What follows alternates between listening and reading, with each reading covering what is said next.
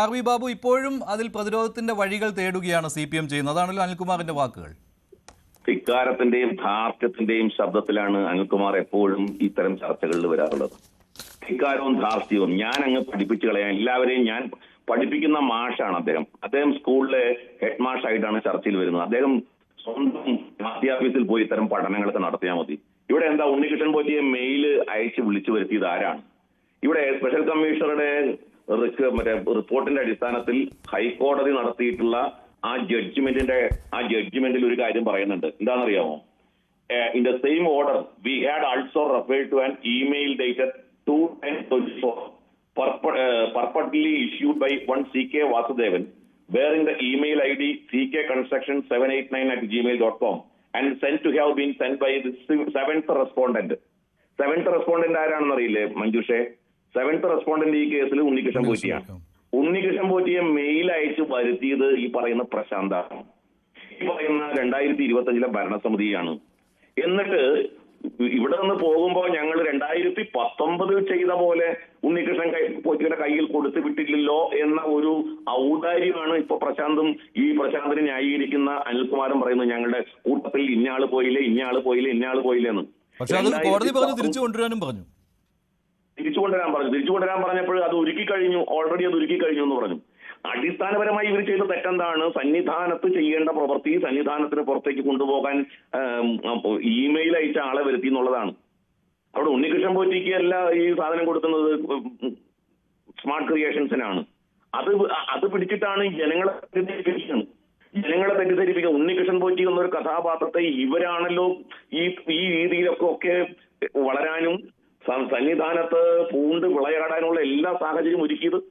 ഉണ്ണികൃഷ്ണൻ പോറ്റിക്ക് ആരോഗ്യമായിട്ടാണ് ബന്ധം. ഇടതുപക്ഷത്തെ മന്ത്രിമാരടക്കമുള്ള മുഖ്യമന്ത്രി അടക്കമായിട്ടുള്ള ആൾക്കാരുമായിട്ട് ഒരുമിച്ച് നിൽക്കുന്നതും അദ്ദേഹത്തിന് ജീപ്പിന്റെ താക്കോല് കൈമാറുന്നതും നടത്തുന്നതും 18,000 തേങ്ങ സന്നിധാനത്ത് കൊണ്ടുവന്ന് നെയ്യാഭിഷേകം ചെയ്യാനുള്ള സൗകര്യം ഒരുക്കി കൊടുക്കുന്നതും ഒക്കെ ഉണ്ണികൃഷ്ണൻ പോറ്റിക്ക് ആരുടെ കാലത്ത് ചെയ്തതാ ഇതൊന്നും പ്രശാന്തിന് യാതൊരു ബന്ധമില്ല എന്നാണോ? അപ്പോ പ്രശാന്ത് ഉൾപ്പെടെയുള്ള ആളുകൾ ഇതിൽ കുറ്റക്കാരാണ്. കോടതി വളരെ വ്യക്തമായിട്ട് പറഞ്ഞു കഴിഞ്ഞു. ഈ 2025 നടന്നതൊരു മോഷണം തന്നെയാണ്, 2025 നടന്നതൊരു മോഷണം തന്നെയാണെന്നോ. എന്നിട്ട് അനിൽകുമാർ വന്ന് ബാക്കിയുള്ളവരൊക്കെ വിഡ്ഢികള്, അനിൽകുമാർ മാത്രം ബുദ്ധിമാൻ. ഇത്തരം ആളുകൾ ചർച്ച ചെയ്യുമ്പോൾ തന്നെ മഞ്ജുഷേ ഇത്തരം വാക്കുകൾ ഉപയോഗിക്കും. ബാക്കിയുള്ളവർ വിദ്യാസുരന്മാര്, ഞാൻ മാത്രം ബുദ്ധിമാൻ എന്നുള്ള അത്തരം ധാർഷ്ട്യങ്ങളുണ്ടല്ലോ, ആ ധാർഷ്ട്യത്തെ കേട്ടു നിൽക്കാൻ ബാക്കിയുള്ളവർക്ക് സാധ്യമല്ല. അപ്പൊ അതുകൊണ്ട് ഇത്തരം വാക്കുകൾ ഉപയോഗിക്കുമ്പോൾ ഒന്നുകിൽ ഞങ്ങൾ അതിൽ ഇടപെടാൻ അനുവദിക്കണം.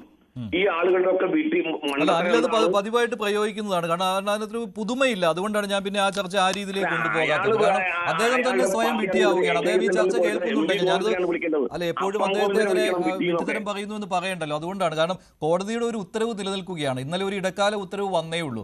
അതിൽ സ്പഷ്ടമായിട്ട് ഓരോ കാര്യം പറയുമ്പോൾ കോടതി ഉത്തരവിനെ ഞങ്ങൾ മാനിക്കുന്നുവെന്ന് ഒരു വശത്തു കൂടി പറയുകയും അന്വേഷണം നേരായി നടക്കുന്നുണ്ട് എന്ന് പറയുമ്പോഴും ആ അന്വേഷണത്തിൽ കണ്ടെത്തിയ കാര്യങ്ങളാണ് കോടതി ഉത്തരവിൽ, അത് മുഴുവനും ഉൾപ്പെടുത്തിയിട്ടില്ല, അതിൽ രഹസ്യം സൂക്ഷിച്ചിട്ടുണ്ട്.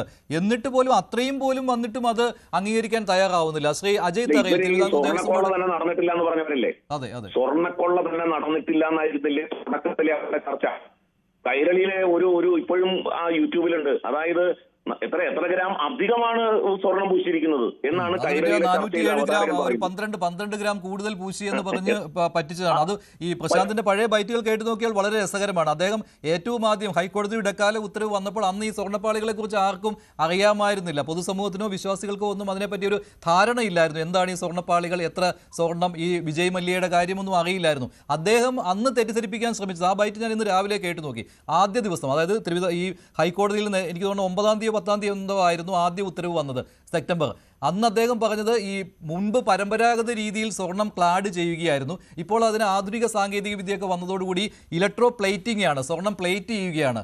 അപ്പോൾ അതിന് കുറച്ച് സ്വർണം മതി, അതാണ് അദ്ദേഹം അന്ന് പറഞ്ഞത്. പക്ഷേ വിജയ് മല്യ പൂശിയത് 2 കിലോയോളം, പൂശിയതല്ല ക്ലാഡ് ചെയ്ത് 2 കിലോയോളം സ്വർണ്ണമാണെന്നൊന്നും നമുക്കാർക്കും അന്ന് അറിയില്ലായിരുന്നു. അങ്ങനെ അന്വേഷണം ആ രീതിയിലേക്ക് പോയിട്ടില്ലായിരുന്നു. പിന്നെയാണല്ലോ മനസ്സിലായത്. അപ്പോൾ അദ്ദേഹം അന്ന് എത്രമാത്രം തെറ്റിദ്ധരിപ്പിക്കാനുള്ള ശ്രമമാണ് നടത്തിയത് എന്നാണ് ഇപ്പോൾ ആലോചിക്കുന്നത്. കാരണം അദ്ദേഹം അന്ന് പറഞ്ഞ കാര്യമാണ്, കുറച്ച് സ്വർണ്ണമേ വേണ്ടി വന്നുള്ളൂ. അത് അദ്ദേഹം ഏതൊരു 12 ഗ്രാമിൻ്റെ കണക്കൊക്കെ പിന്നീട് പറയുന്നതും കേട്ടിരുന്നു. അപ്പോൾ ആ പഴയ സ്വർണം, ആ തനി തങ്കം എവിടെ പോയി എന്ന് അന്ന് ചോദിക്കാൻ ആർക്കും അറിയില്ലായിരുന്നു. പിന്നീട് രണ്ടാമത് ഹൈക്കോടതിയുടെ ഉത്തരവ് വന്ന സമയത്താണ് അതിനെപ്പറ്റിയുള്ള സംശയം അന്ന് ഹൈക്കോടതി ചോദിച്ചത്. അതോടുകൂടിയാണ് ഇത് വെളിയിലേക്ക് വന്നത്. പക്ഷേ ഇതൊക്കെ ഇവരോട് പറഞ്ഞ് മനസ്സിലാക്കാൻ പറ്റില്ല. ഇവർ സമ്മതിക്കില്ല ഒന്നും. ഞങ്ങൾ അങ്ങനെയൊന്നും പറഞ്ഞിട്ടില്ലെന്ന് പറയും.